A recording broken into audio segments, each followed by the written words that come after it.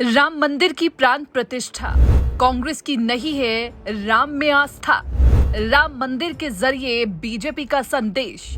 उधर विपक्ष का नहीं खत्म हो रहा कलेश। ममता नीतीश में तकरार। आखिर ऐसे कैसे होगा बेड़ा पार? लोकसभा चुनाव से ठीक पहले हो रहे राम मंदिर की प्राण प्रतिष्ठा समारोह बीजेपी के लिए सियासी तौर पर बड़ा मास्टर स्ट्रोक साबित हो रहा है। एक तरफ जहां विपक्षी गठबंधन में अभी तक सीटों को लेकर उहापोह की स्थिति है, उससे वोटरों में मैसेज ठीक नहीं जा रहा। वहीं बीजेपी हिंदुत्व के रथ पर सवार होकर 24 के किले को फतेह करने की तैयारी में है। बीते दिनों अयोध्या में बीजेपी संगठन की बड़ी बैठक से निकले फैसलों ने ये साफ कर दिया है कि मंदिर प्राण प्रतिष्ठा के बाद बीजेपी पूरे देश में राम मंदिर को लेकर माहौल बनाने के लिए तैयार है।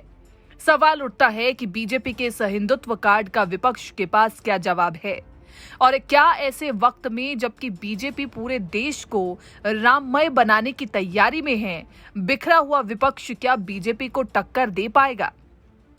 जी हां, फिलहाल तो यही सवाल सबसे बड़ा है कि क्या विपक्षी गठबंधन के दलों के बीच जो आपसी नाक की लड़ाई चल रही है, वो विपक्षी गठबंधन की हवा निकाल देगी?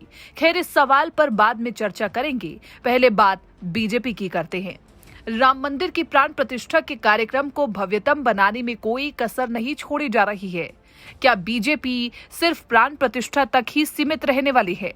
असल में ऐसा नहीं है, क्योंकि अयोध्या में प्राण प्रतिष्ठा कार्यक्रम के बाद बीजेपी का असली मिशन शुरू होने वाला है। तो बीजेपी का मिशन क्या है, आपको बताते हैं, चलिए।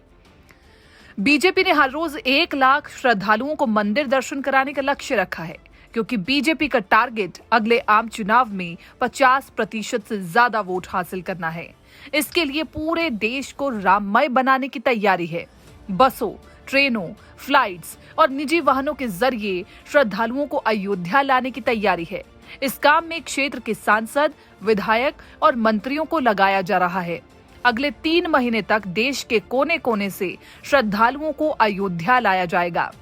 ये 3 महीने वो होंगे जब देश में चुनावी पारा चढ़ चुका होगा।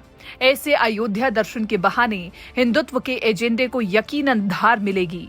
वैसे भी बीजेपी ने धारा 370 को खत्म करके और राम मंदिर का निर्माण करा के अपने 3 कोर एजेंडों में से 2 पूरे कर दिए हैं।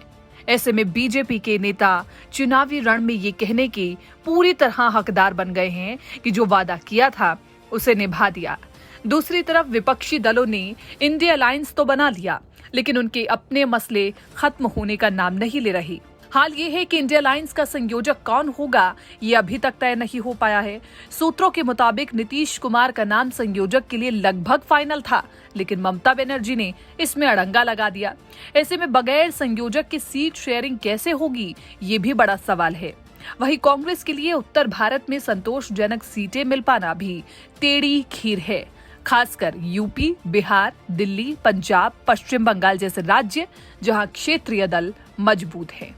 विपक्ष के तमाम मसलों के बाद भी बीजेपी अपने अभियान में जरा भी ढील देने की मूड में नहीं है। लिहाजा सभी सांसदों, विधायकों, मंत्रियों, संगठन के पदाधिकारियों से लेकर जमीनी कार्यकर्ताओं तक को सीधा निर्देश है कि कहीं से भी अभियान में कोई ढिलाई न बरती जाए। ऐसे में बीजेपी ने हिंदुत्व के बहाने जो चक्रव्यूह रचना शुरू कर दिया है, उसे भेदने के लिए विपक्ष के पास अब तक कोई हथियार नहीं बचा है, और आने वाले दिनों में कोई चमत्कार ही विपक्ष को मजबूत बना सकता है। आपको वीडियो कैसी लगी, जरूर हमें कमेंट बॉक्स में बताएं और चैनल को सब्सक्राइब करना ना भूलें।